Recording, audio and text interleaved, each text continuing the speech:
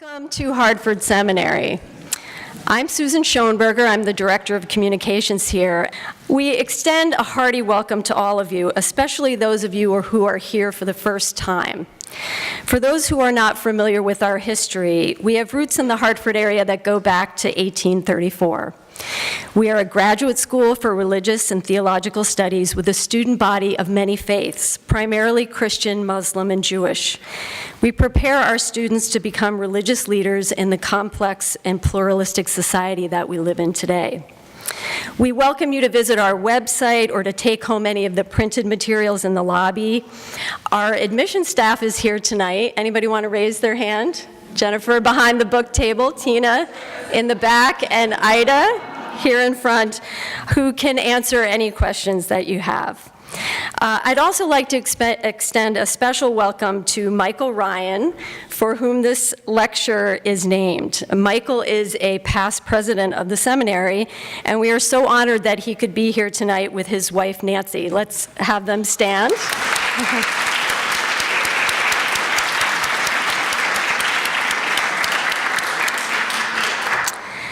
So the biennial Rion Lecture honors an individual who embodies a dedication to ministry in daily life and is committed to service to others. No one is more deserving of that honor than our alumna, Dr. Beverly Daniel Tatum. Scholar, teacher, author, administrator, and race relations expert, Dr. Beverly Daniel Tatum was the 9th president of Spelman College. Dr. Tatum is a clinical psychologist whose areas of research include Black families and white communities, racial identity in teens, and the role of race in the classroom.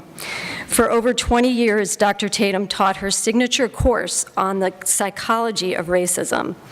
She has also toured extensively, leading workshops on racial identity development and its impact in the classroom.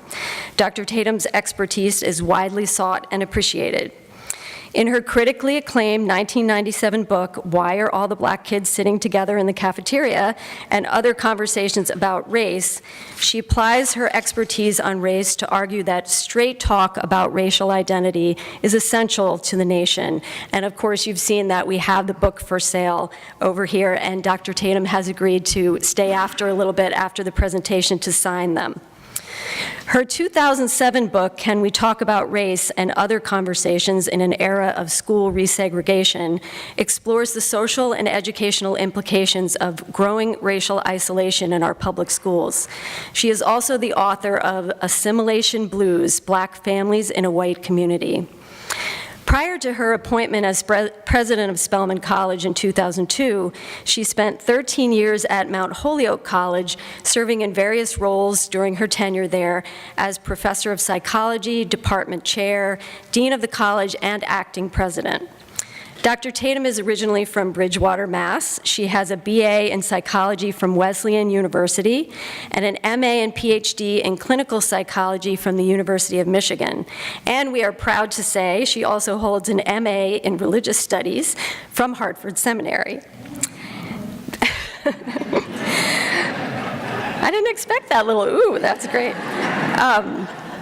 Beverly Tatum is just the kind of leader we aim to produce at Hartford Seminary. She has lived her academic and professional life in service to others. She has used her talents and education in ways that make a difference in the lives of real people and their communities. She is a values-based public intellectual who, with her interest and expertise in public talk about race, has helped create the kinds of conversations so needed in this country for the good of Black communities and for the good of all of us. Please join me in welcoming Beverly Daniel Tatum.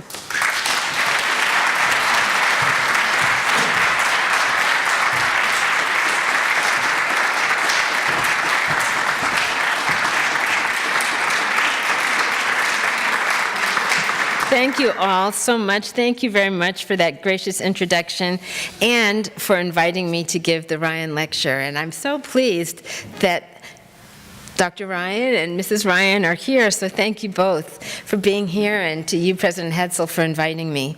I am excited to see you all here, and I'm looking forward to our conversation. One of the things that I want to tell you right away is that, as you've heard, I wrote a book in 1997 called Why Are All the Black Kids Sitting Together in the Cafeteria? And Other Conversations About Race. It's a long title, and the word that's probably most important to me in that title is the word conversation. So whenever I give a public presentation, I always look forward to the Q&A part of our time together, because that's where the conversation happens. Having said that, when President Hatzel asked me to give the Rion Lecture, I was happy to say yes, but paused for a moment when asked what the title of my talk would be. I have been talking nonstop for months. My book, the new version of my book, the 20th anniversary edition, came out in September 5th, and almost since September 5th, I have been someplace every day giving talks or having conversations about the book.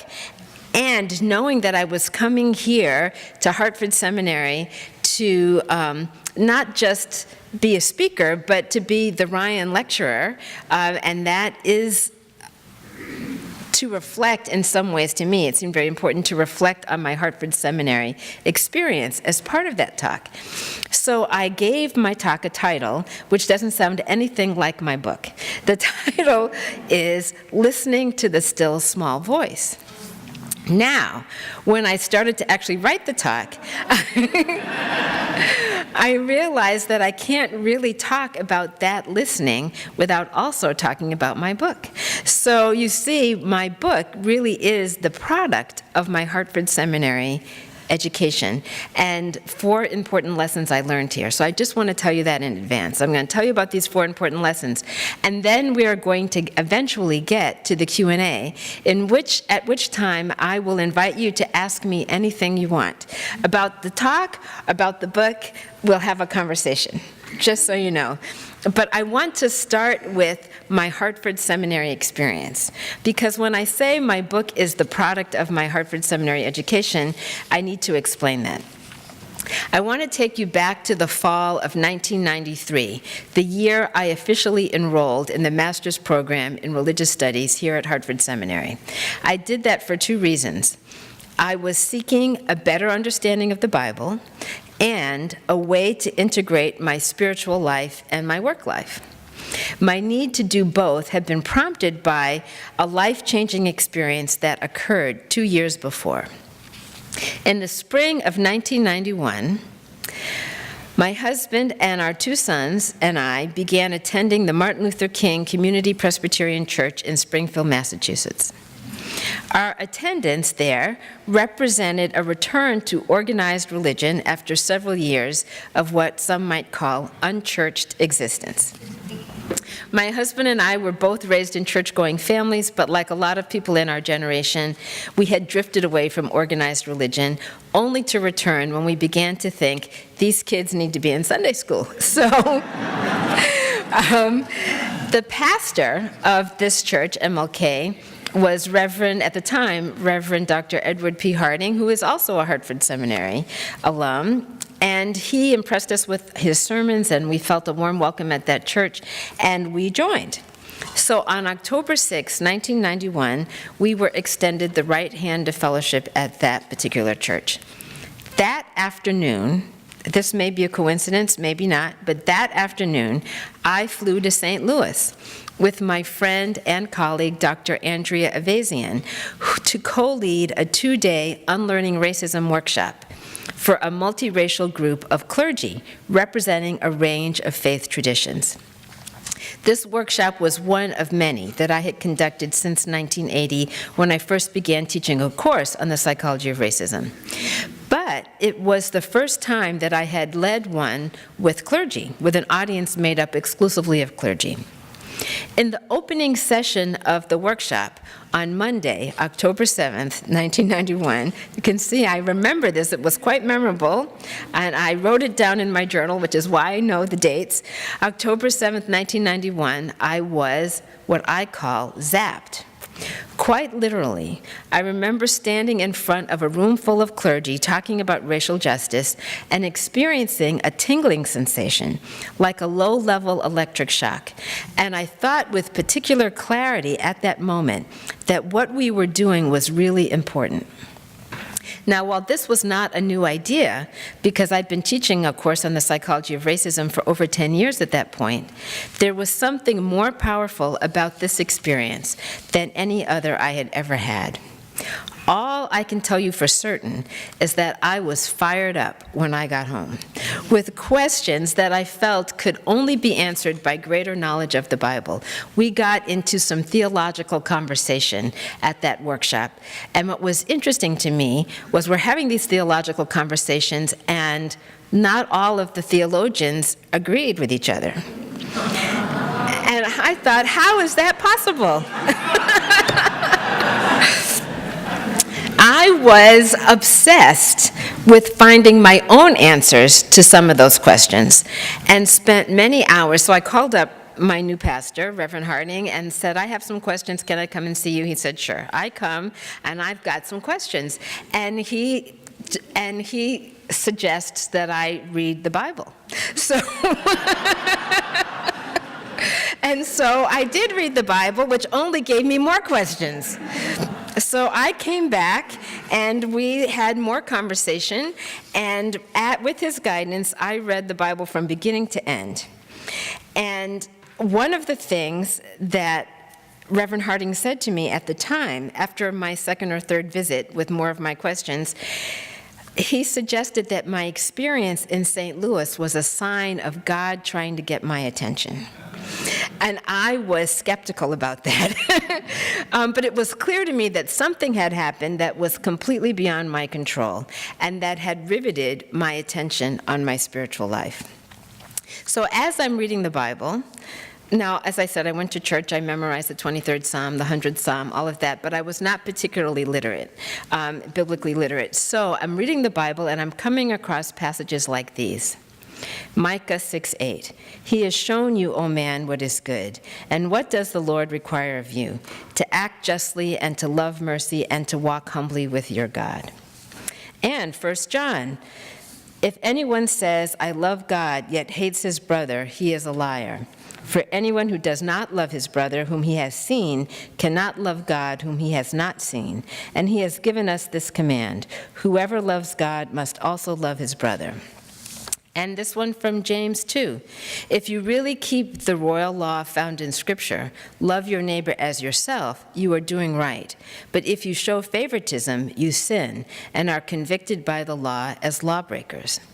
And as I was reading, I became newly aware of the clear biblical imperative to work for social justice and to challenge isms of all kinds. And I was very excited by my discovery of Jesus as more than the suffering servant on the cross I learned so much about in Sunday school. I discovered Jesus the revolutionary, the quintessential change agent, and I began to reassess what it really means to be a Christian, a follower of Jesus Christ. And it was Reverend Ed who first described the anti-racism work that I was doing as a form of ministry. He said that working for peace and justice was a way of building God's kingdom, even if I never mentioned God in the process. And at the time he said it, I was little taken aback by the use of the word, but that was because of my own limited definition of ministry, reserved for those who were ministers, leading a congregation. It was not until I enrolled here at Hartford Seminary that my definition of ministry began to shift. So the months after that trip to St. Louis, what I now refer to as my conversion experience in St. Louis, represented a time of great spiritual growth. Coincidentally or conveniently, I was on sabbatical from my job as professor of psychology and consequently had lots of time to read and reflect and develop the habit of journaling and plenty of time to make visits to talk to Reverend Harding. However, the following year, I returned to my teaching. And one day in the fall of 1992, I found myself in the middle of my Psychology 101 class thinking to myself, what am I doing here?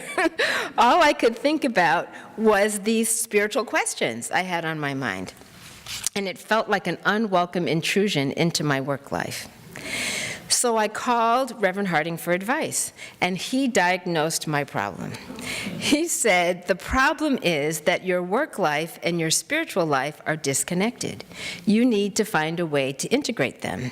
And he suggested I visit with someone named Reverend Dr. Barbara Headley, who was at the time the director of admissions at Hartford Seminary. So a few days later, I called her up. I explained to her my dilemma. She said, sure, come and see me. I came. She gave me a catalog. For people who were encouraged to pick up a catalog on your way out, let me just say, do so at your own risk. So I brought this catalog home, and I read it cover to cover in one sitting, and the course description sounded so interesting, and there was one course that I was really interested in, and it was called Ministry Seminar, and it said it was only open to students in the master's program. So I had to apply.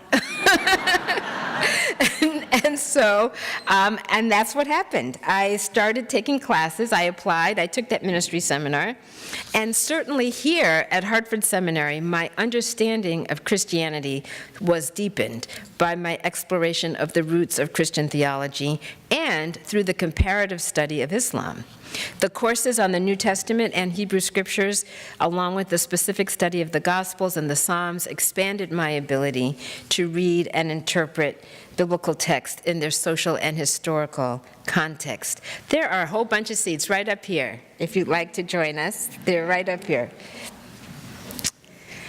The exegetical tools, I learned that word, exegesis. The exegetical tools I developed translated into occasional sermons in the community.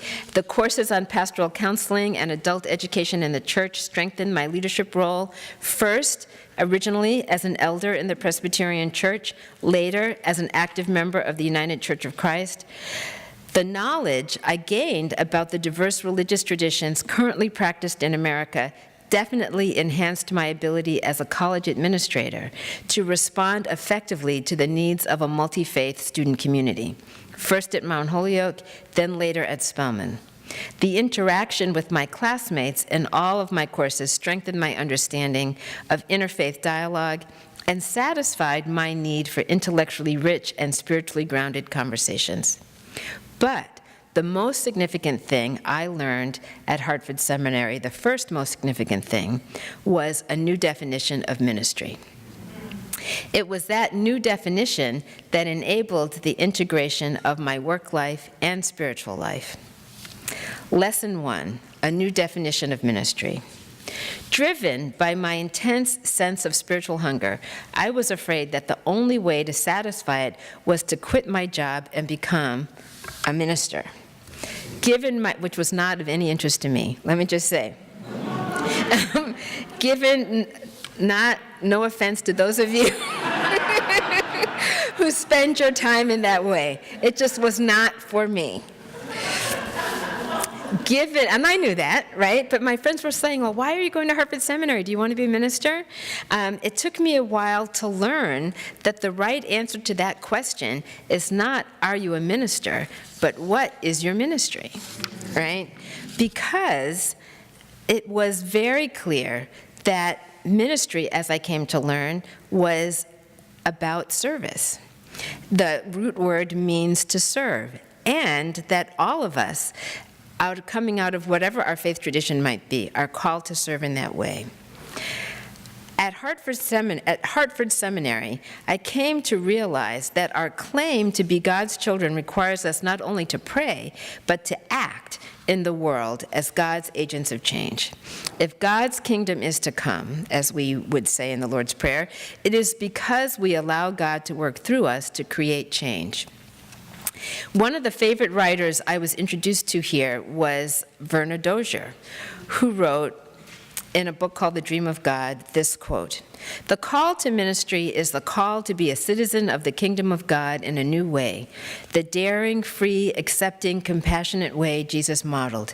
It means being bound by no yesterday, fearing no tomorrow, drawing no lines between friend and foe, the acceptable ones and the outcasts. Ministry is the commitment to the dream of God."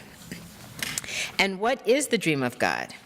Dozier, quoting theologian Howard Thurman, reminded us that God's dream is of a friendly world of friendly folk beneath a friendly sky. A world where we live out the biblical imperative to love God and one another without exception. And if we acknowledge, as we realistically must, that we are currently living in an unfriendly world full of unfriendly folk under a potentially unfriendly sky, it is clear that there is a lot of work to be done if the dream of God is to be restored. There are many sources of unfriendliness in the world: racism, sexism, heterosexism, classism, ableism, anti-Semitism, Islamophobia, and other religious oppression.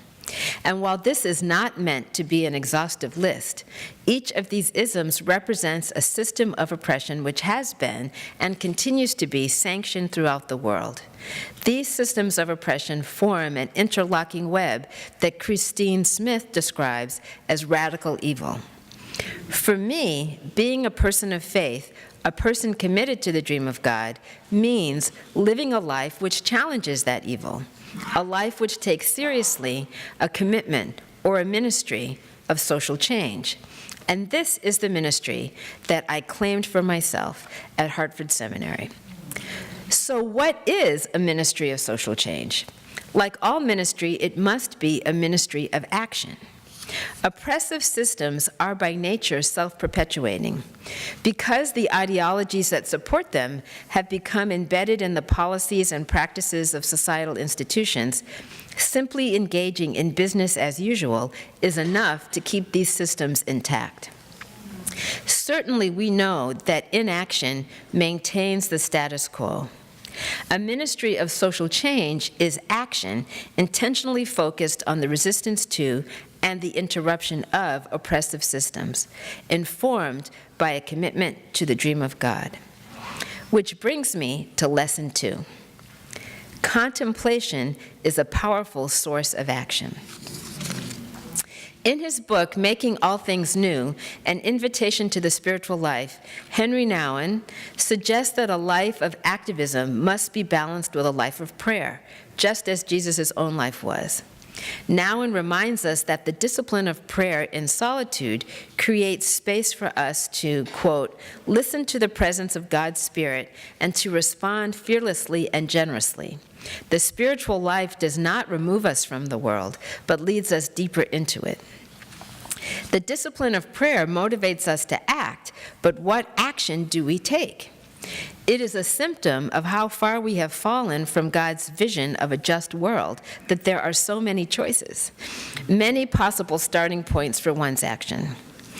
In working within my own realm of activity, anti-racism education, I often advise potential change agents to consider their own sphere of influence. Whose lives do I affect and how? What power and authority do I wield in the world?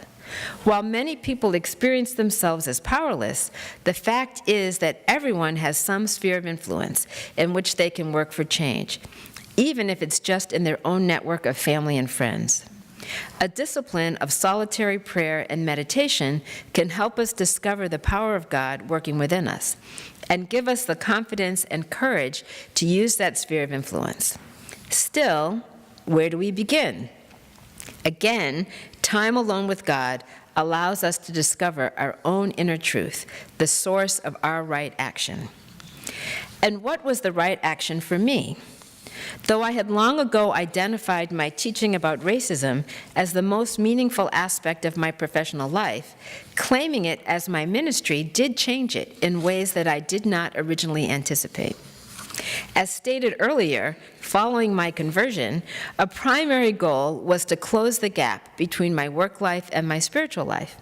And as I sought to integrate my sense of God's purpose for me into all of my daily activities, it became clear that my commitment to social change needed to be the cornerstone of my professional work, then and now. My education at Hartford Seminary deepened my understanding of this integration, and I began to ask myself new questions. For example, in my teaching, I became more intentional about whether I was creating a climate where divergent perspectives are valued and respect for others is being fostered. I asked whether my students were learning to think critically, recognizing their own power of influence, their own power to influence their environment, just as I hoped I was positively influencing them. I thought strategically about whether I had expanded my own sphere of influence to reach a wider audience, and began cultivating relationships with communities of educators to do so, first working with teachers, then principals, then superintendents of school. To the extent that the answer to the question when I asked myself if I was doing the right things to expand and commit to the dream of God, I knew I was moving in the right direction. I felt engaged in what Werner Dozier called kingdom of God thinking. She says, kingdom of God thinking calls us to risk, regularly inviting others to publicly break the socially sanctioned silence about racism felt and still feels sometimes like risky business. But I felt then, and now still feel, called to do this work. Racism is a hard topic for many people to talk about, yet we can't solve a problem without talking about it. And over the years, I learned ways to engage students and audiences like all of you in an atmosphere of enough safety to allow productive dialogue to take place. In his book, Dismantling Racism, The Continuing Challenge to White America, Joseph Barnt talks about anti-racist work as, quote, a mission to white people.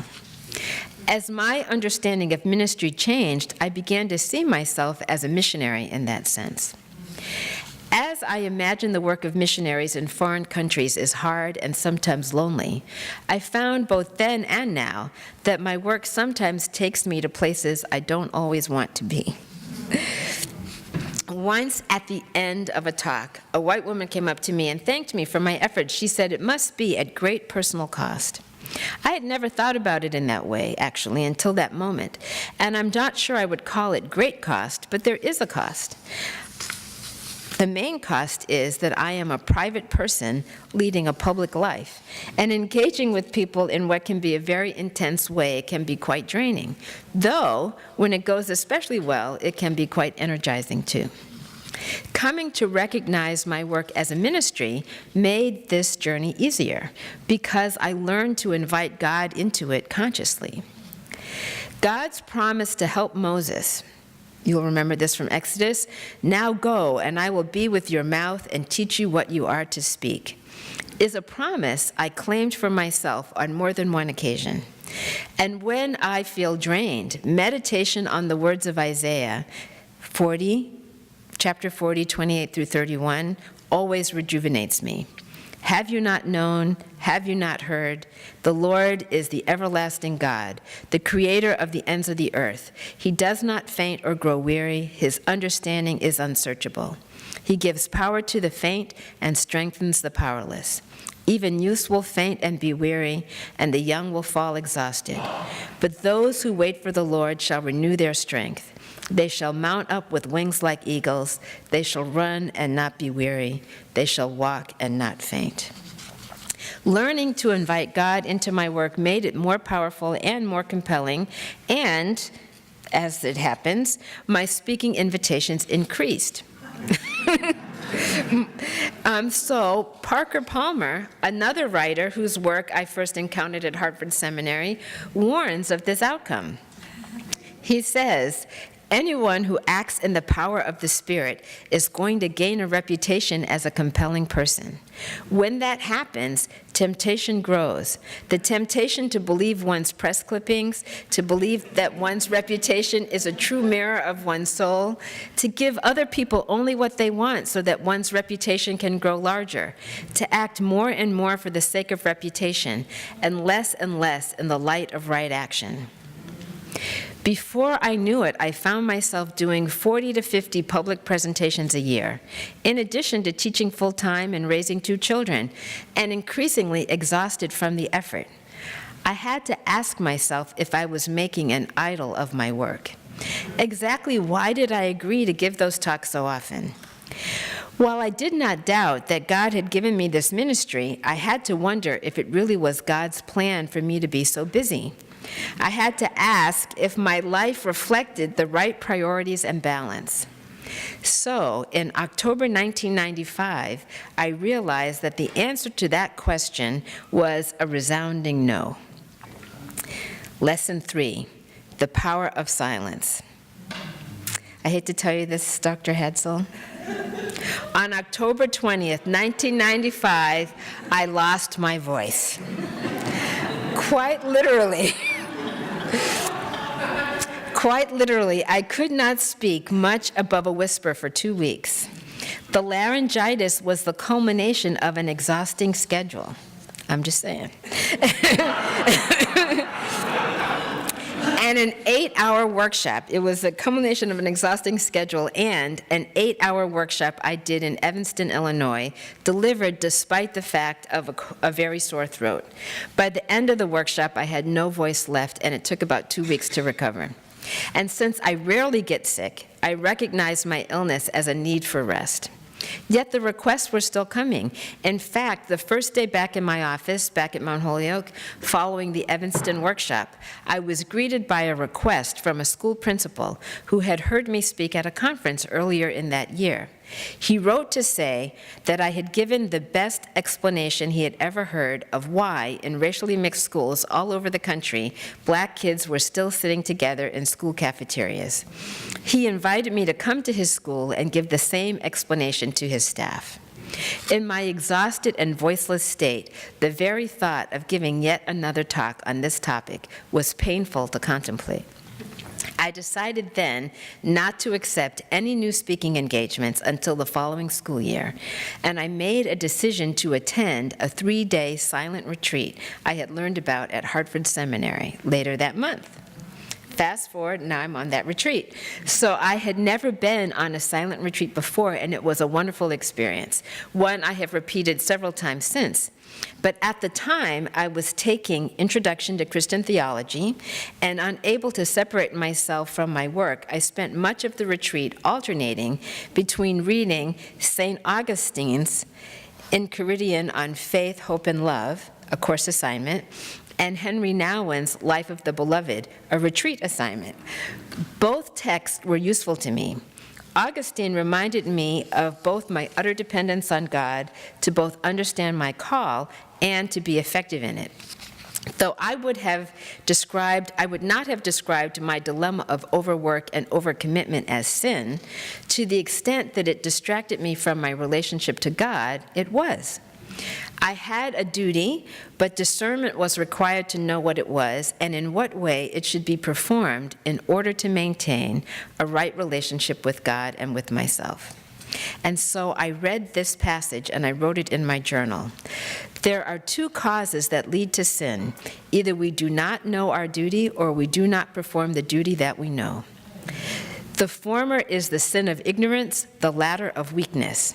Now, against these, it is our duty to struggle, but we shall certainly be beaten in the fight unless we are helped by God, not only to see our duty, but also when we clearly see it, to make the love of righteousness stronger in us than the love of earthly things. Henry Nouwen, too, provided helpful guidance. I wrote this passage too, the fruitfulness of our little life, once we recognize it and live it as the life of the beloved, is beyond anything we ourselves can imagine. One of the greatest acts of faith is to believe that the few years we live on this earth are like a little seed planted in a very rich soil. For this seed to bear fruit, it must die. We often see or feel only the dying, but the harvest will be abundant even when we ourselves are not the harvesters. How different would our life be were we truly able to trust that it multiplied in being given away? How different would our life be if we could but believe that every little act of faithfulness, every gesture of love, every word of forgiveness, every little bit of joy and peace will multiply and multiply as long as there are people to receive it. In response to these readings, I wrote in my journal the following sentence. This passage tells me that I don't have to be everywhere doing everything, but I can trust that the small things I do in God will have a big and lasting impact. Liberated by that notion, I spent the rest of my retreat in silence, meditating on what small thing in God I was truly called to do. The next day, I felt I had an answer, and it came in the form of a book title. Why are all the black kids sitting together in the cafeteria, and other conversations about race, and an outline consisting of 7 chapter headings. Though it was several more months before I began actually writing the book, my sense of God's involvement in the process never left me. On May 6, 1996, I'm on sabbatical again, I traveled to Wisdom House, a retreat center here in Connecticut that I learned about through Hartford Seminary, and I spent a week in silence in a self-designed writing retreat. The result of which, at the end, was an 80-page manuscript, which represented the first 3 chapters of my book. By May 1997, a year later, the final manuscript, 10 chapters in all, was completed.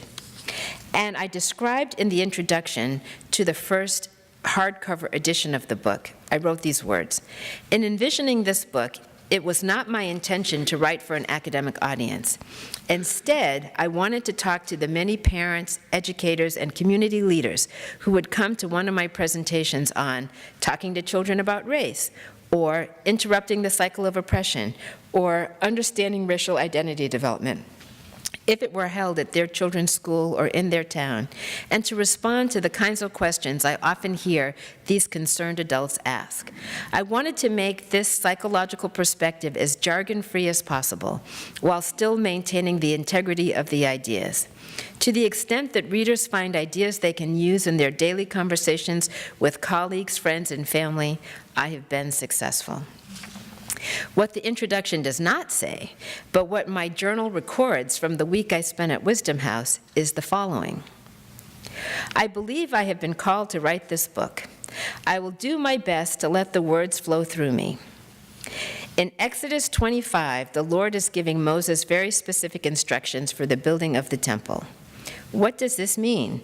Why does it matter? What it says to me is not in the content, but the process. Moses went off to listen, and when he did, he knew what to do. He knew exactly. That is the lesson for me. The key is in the listening. It's hard to know if what I'm writing is good. I think it is. I try to imagine myself as Moses when he received the instructions for the temple. Just write it down, as I am told. Is it presumptuous to think God cares about my little book? I don't know, maybe, but I think it is a peacemaking book, so maybe he does. I pray that it gives glory to God and that it brings us closer to God's kingdom.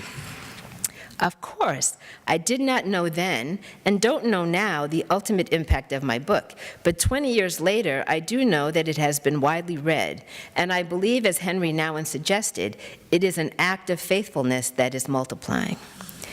It's been 17 years since I completed my master's degree here at Hartford Seminary, 20 years since the first edition of my book was published.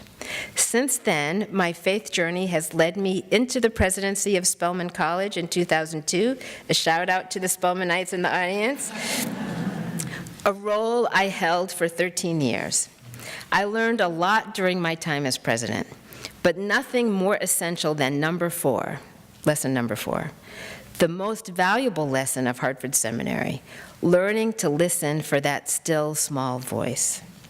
I am a witness to the fact that Spirit is still speaking, and all of us have the capacity to hear it if we listen. That voice has brought me back to writing about race in this historical moment. We are sorely in need of productive conversations about America's original sin of racism if we are to move forward as a nation. Progress is rarely linear, and if we understand American history, we can see that periods of social progress are often followed by periods of backlash, periods of regression, and we are clearly in such a backward period right now. Will this new edition of my book, completely revised and updated, help to move us forward again?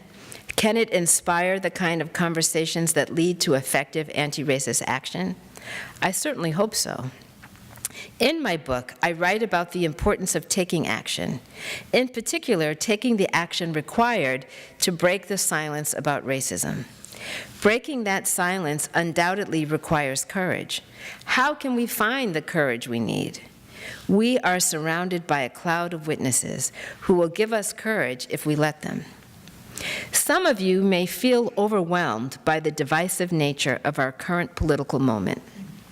I found when I was teaching that when my students began to recognize the pervasiveness of racism in the culture and our institutions, they began to despair, feeling powerless to affect change. The antidote I found for myself and for them is to encourage them to focus on their own spheres of influence. That is what I have done. I can't fix everything, but some things are within my control. While many people experience themselves as powerless, as I already mentioned, everyone has some sphere of influence in which they can work for change, even if it is just in their own personal network of family and friends. If you are a parent, what conversations have you had with your children about these issues? What books are sitting on their bookshelves? Do you know what discussions are taking place in your child's school? If you are a teacher, what dialogue is taking place in your classroom? Regardless of your subject matter, there are ways to engage students in critical thinking about racism that are relevant to your discipline. Have you considered what they might be? If you like to write letters to friends or post on Facebook, have you written any letters to the editor, adding to the public discourse about dismantling racism? Have you written to broadcasters protesting programming that reinforces racial stereotypes? If you are an extrovert, have you used your people skills to gather others together for dialogue about racism? If you are a board member, what questions do you raise at the meetings? Who sits on the board with you? What values and perspectives are represented there? If you are an employer, who is missing from your workforce, and what are you doing about it? What if I make a mistake, you may be thinking. Racism is a volatile issue, and I don't want to do or say the wrong thing. In almost 40 years of teaching and leading workshops about racism, I have made mistakes, many of them. I have found that a sincere apology and a genuine desire to learn from one's mistakes are usually rewarded with forgiveness. If we wait for perfection, we will never break the silence. The cycle of racism will continue uninterrupted. We all want to do the right thing, but each of us must determine what our own right thing is. The right thing for me, writing this book, may not be the right thing for you. Parker Palmer offers this wisdom about doing the right thing. He writes, "Right action requires only that we respond faithfully to our own inner truth and to the truth around us. If an action is rightly taken with integrity, its outcomes will achieve whatever is possible, which is the best that anyone can do." You may be saying, I am a change agent. I am always the one who speaks up at the meetings, but I'm tired. How do I keep going? A little fatigue in the room, maybe? This is an important question because a genuine commitment to interrupting racism is a long-term commitment. How can we sustain ourselves for the long haul? One thing I have learned is that we need a community of support. We all need community to give us energy, to strengthen our voices, and to offer constructive criticism when we stray off course. We need to speak up against racism and other forms of oppression, but we don't have to speak alone. Look for like-minded others. Organize a meeting for friends or colleagues concerned about racial issues. Someone else will come. Attend meetings others have organized. Share your vision. Others will be drawn to you. Your circle of support does not have to be big. It may be only 2 or 3 other people with whom you can share the frustrations of those meetings and the joys of even the smallest victories. We all have a sphere of influence.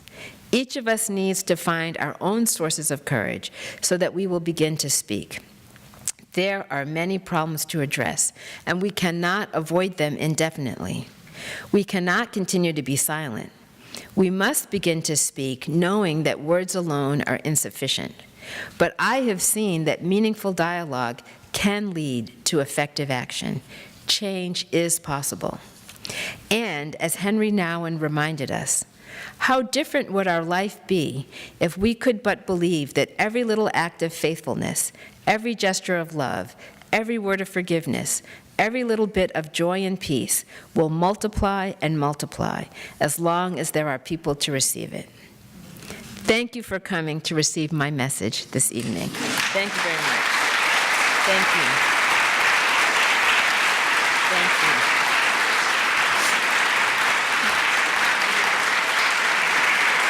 Thank you. Thank you.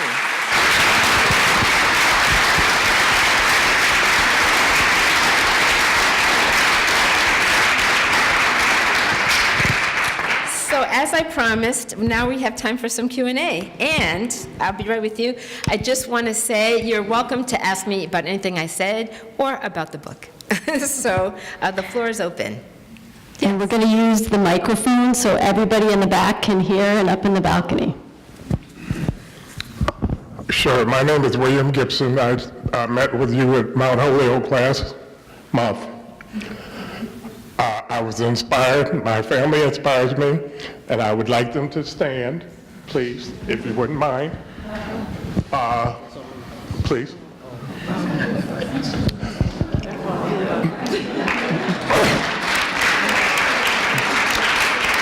We are not all related by blood, but we are related by love. Yes. Your message is important, and as I said to you earlier, some of your classmates from Wesleyan are friends of mine. What they said to me was, you were amazing then, and a lovely spirit. So I want to thank you for not the work you do so much, but who you are. Oh, very kind. Thank you. And that's an honor. Evans Jacobs Jr. sent me an email this afternoon with a picture, 40 years old, of a collage that she's in. I have no idea which individual she is before we leave here tonight. Well, I think I know which one it is. But it's just important here.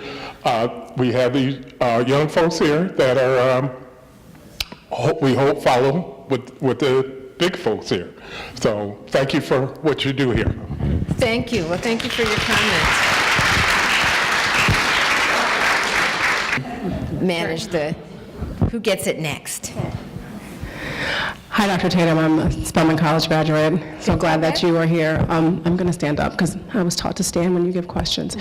So my question, I hope it's within the scope of the parameters of what we can ask, and it is really at a cross-section of race and Christianity. And when I grew up as a Christian, and obviously I'm a black woman, and I went to a white Baptist church. And when I would go to Virginia and go to church, everybody was black, and they were the same denominations for the most part, but the way that they practiced it was different, and I often found myself observing Christianity, because I felt like it was pretty dogmatic. And I remember being saved and just being so excited, and then I remember having a sermon, or listening to a sermon, and then we went downstairs, and the youth pastor was talking about gay people and how he, and I quote, "I hate femmes." And I was pretty devastated because as a kid, as a 7 or 8 year old, when your pastor says that he hates someone, I'm like, what? So I'm 8, so I'm thinking, does that mean that I don't like Martina Navratilova? Because at 8 in the 80s, that's all I had. I mean, for gay, she was the whole movement. So, I mean, yeah. So, when I asked him, I said, but we just learned to love everyone, and then he justified it. And then I said, but all sins are equal, and he justified it. And then I'm just like, I just felt like there was this inconsistency. Yeah. So then, you shelve that, and then you look at Black Americans rooted in the South who, were not Christians pre-Columbus, pre-colonial, pre-enslavement. We had our own African spirituality. And when I've asked pastors about that, me knowing that the foundation for Judaism, Christianity, and Islam comes from an African spirituality, they skirt it. They go around it. It's never something that is completely answered. And to me, that is a cross-section of racism and Christianity. Mm-hmm. Maybe Judaism, maybe Islam, but I don't know that one that well enough to talk about those, so I'm asking you about that. So I guess with all of that being said, my question is, I feel like how can a spiritual base in Christianity, especially as it pertains to Black Americans, not ignore that cross-section of racism, how Black people got Christianity, how slave owners justified it, and the version of Christianity that we have is a remnant of that. So, I really enjoyed how you spoke about it. I'm like, oh, Christianity sounds great. But then I think... Yeah, I want to respond. You've Okay, got sure. a lot of stuff out there. Okay. But so let me just say, I was smiling when you were talking because that was why I came to Hartford Seminary. In the sense, pick up that catalog. Let me just say. But here's what I mean by that. So I didn't go into all the details, but I'll give you a little more detail this time. When we were in that workshop, right, back in St. Louis when I got zapped, the thing that was really puzzling me, the theological question that was really puzzling me, imagine a room full of pastors, different denominations, not all Christian, Muslim, Jewish, Baha'i perhaps, but multi-faith, men and women, mostly men though, I will say that, mostly men, but men and women and different denominations represented. And I'm there with my co-presenter who is a white woman, and we are talking about racism, but we're linking racism to other isms. Classism, sexism, anti-Semitism, heterosexism, you only go down my list, right? And she is presenting, Andrea is presenting, and she's talking about the, connecting the isms. And she references heterosexism. And in the middle of our little workshop back in 1991, somebody raises his hand and says, I don't understand why you've included heterosexism in this list. Everybody knows homosexuality is a sin. It's like a little bomb went off in our workshop. And because not everybody knew that, right? They didn't all agree, right? And so there was a lot of, back and forth, and our focus is, the workshop was described as unlearning racism or whatever it was, but it was all about racism. But, of course, we're always trying to make connections to other isms, and intersectionality is important. And so anyway, so I'm sitting at a breakfast table, because it was an overnight retreat, and I'm sitting with 7, it's like a round table that sits 8 people. I'm sitting with 7 people and me, and they're all clergy, and they're still debating this question. And I ask, so how, so you have one point of view, somebody with a conservative point of view. I ask him, you have one point of view, why is that? And he starts talking to me about, Leviticus. And then there's another pastor who has a different point of view, and I'm like, okay, well, he's quoting Leviticus, how come you have a different perspective? And he's like, well, my position is, if it was important, Jesus would have said something about it. And he didn't, right? And so they're having these conversations, but they're all talking about biblical passages. They're all referencing biblical passages. And so, but not with great precision, right? Not with great precision. So the guy who says Leviticus, I'm like, well, Leviticus what? Like, where, if I want to see for myself, like, where would I find it? He's like, it's in Leviticus, right? And someone else is like, Paul wrote about it. Well, like where? Well, in one of those letters, right? And so I was just fired up. I was like, I don't understand how people can cite the same reference and come to different conclusions. Meanwhile, I've been going to adult Sunday school, right back at MLK, and asking questions, and the well-respected elders of the church were saying, it's true because the Bible says so.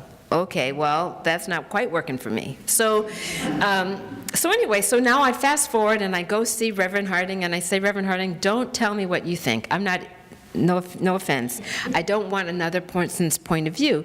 Just tell me, where is it? I want to read it for myself. So he's like, I can tell you that. So he does. So I read that, but while I'm reading it, I'm reading a lot of other stuff, like women don't speak in the church, slaves obey your masters, all the things that you were just saying. And so then I come back, and he says, well, you have to understand the context, right? Back when they were saying, women don't speak in the church, that was a particular social historical context, and slaves obey your masters, that was a particular social historical context. And so I'm like, well, what about that Leviticus stuff? Isn't that a social historical context? And we were having these conversations. I don't want to disclose the things he said, but that's what I was saying, right? So anyway, we're having these conversations, and it became clear to me that if I really wanted to understand this, I needed to read it for myself. And, if somebody's going to translate the Greek, I need to do it myself, right? Because I couldn't rely on these people all have different points of view, right?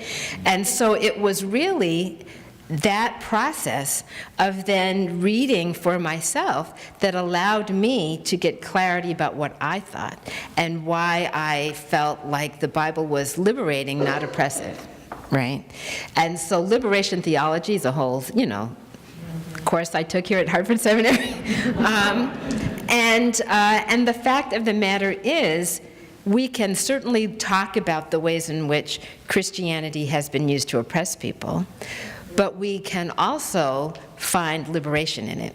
And so it's really about reading it for yourself and then making your choice as it relates to what it means to you. And hopefully finding a worship community that aligns with that. But you're right, it has certainly been misused. And, I was referencing, I'm going to say something that maybe be a little, I don't know, I started to say sacrilegious, but of course there's multiple ways of thinking about this. But I was referencing, somebody asked me about faculty members, and one of the faculty members I had here at Hartford Seminary was Dr. Hoyt, Thomas Hoyt. Was a fabulous professor, sadly has passed on, but he taught a course on the rich and poor in the Gospel of Luke, one of my favorite classes. And I remember going around the room, he went around the room and he asked everyone a question. And the question was, did Jesus come to live or die? That's a deep question, right? He asked this question, and everybody said Jesus came to die, sacrifice for, the Easter theology, basically. And when he got to me, I said, I think he came to live. And so then I was asked to explain myself, which I did, and I said, I think he came to live to demonstrate how we were supposed to live in the world. Mm-hmm. And the consequence of doing so led to his death. But death was not the point. The point was living. And not everybody agreed with me, and we got into, a discussion about that. I still would stick to my answer, but my point simply is that there are many ways to understand these sacred texts, and some of them have been used in a very oppressive way, but they don't have to be understood in that way. That's my thought on it. And the other thing about it, and I, again, plug for Hartford Seminary, when you talk about these other faith traditions, one of the best things that I took from Hartford Seminary was also learning more about other people's faith traditions. And the emphasis and opportunity on interfaith dialogue that takes place here is really very powerful. So, with that, another question. I think we have time for 2 more questions, and I'm going to get one back here first. Okay.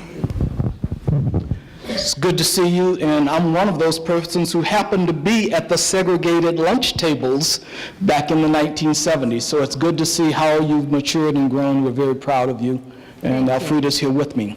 Good to see you, Arthur. Thank you. Yes. The point of power and how people with authority attempt to use Scripture for their purpose, to maintain control over people, to keep them in their place, rather than to allow them to grow and to be all that God would have us to be. For the person who raised the question about racism, that to me is far more important than the titles. But it is how certain people feel that they must decide to move an embassy from one place to another, because that pleases certain people, even though it endangers all of the troops that you have in the area. It's a crazy Which thing. of those motives is more important and more godlike? And so I see that same trend running through, the time that we sat at the lunch tables, albeit one of my few regrets is that I wish that I had had the courage to have more open conversations, to understand the other points of view, because if I had, I would not have called it racism, and I would not have felt the need to withdraw to the table with all the black students. And that was one of the greatest values of my time here at Hartford Seminary, where I completed my master's degree. And I think the moment that was most significant for me was a prayer session with a group of Muslims, Yes. where they had their moment of prayer. We took a break and we all went down and they began to pray.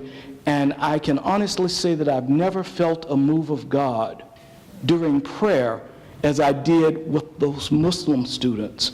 In all of the years that I've spent training as clergy and preaching and teaching, I've never felt a move of God as I did with the Muslims. And it may be that we as Christians take God too much for granted.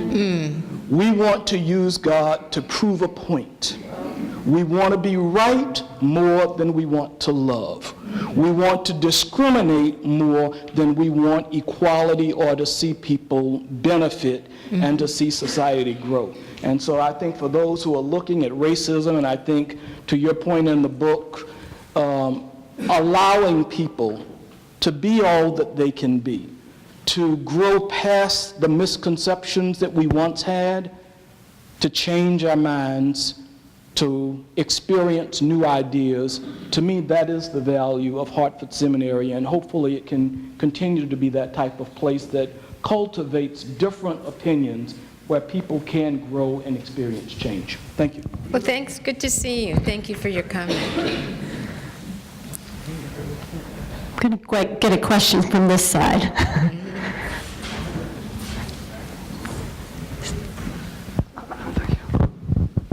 Good evening. Good evening. Thank you very much. It was indeed my pleasure and honor to meet you, and I'm surprised why I have not met you before or listened to you and learned from your works. My point is, although we are familiar with the concept of racism, and this has been recorded and has been witnessed by us in the past and present, but at the same time, some of the things that we are relating to the racism is bias and discrimination. Don't you think that some of the concepts that we are also discussing under the racism is mostly related to exploitation in the world that we are living in? Because there are many people who are religious and they are believing in love thy neighbor and so forth, other religions also, but still they are also practicing exploitation for the same people of the same even race or even religion.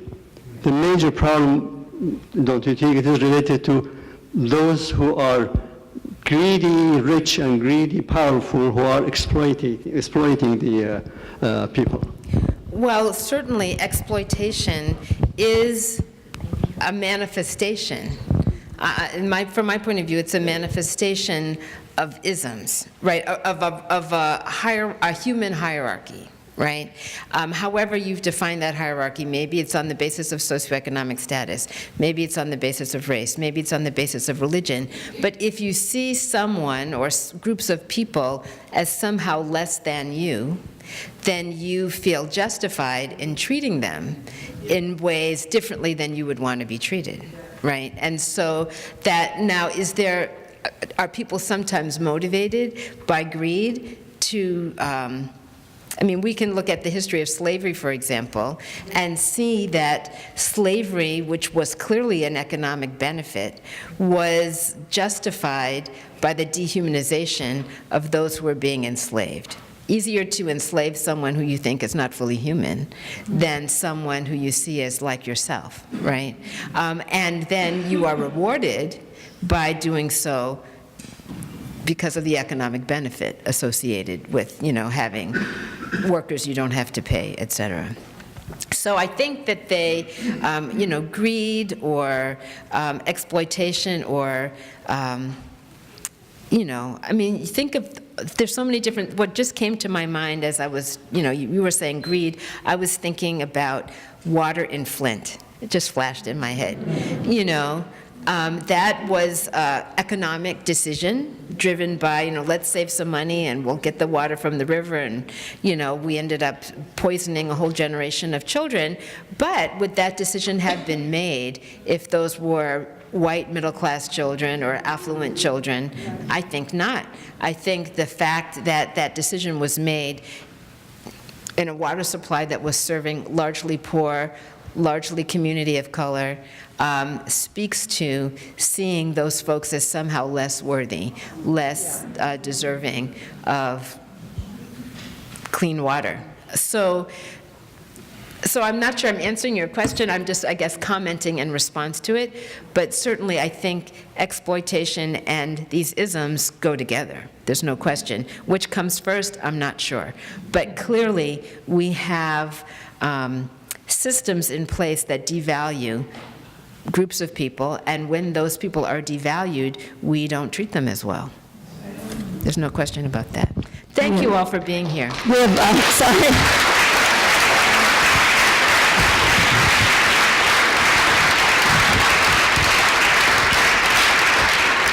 I don't usually speak at these sessions, but Beverly, you so epitomize what this lecture series and what Arca Seminary is about. MT, are you still here? MT Winter? MT and I worked a lot on exactly the kind of issues you've been talking about. I think we're both so delighted to see that. And I'm reminded of a quote from a New Testament scholar about the laity in the New Testament that goes to your point about spheres of influence.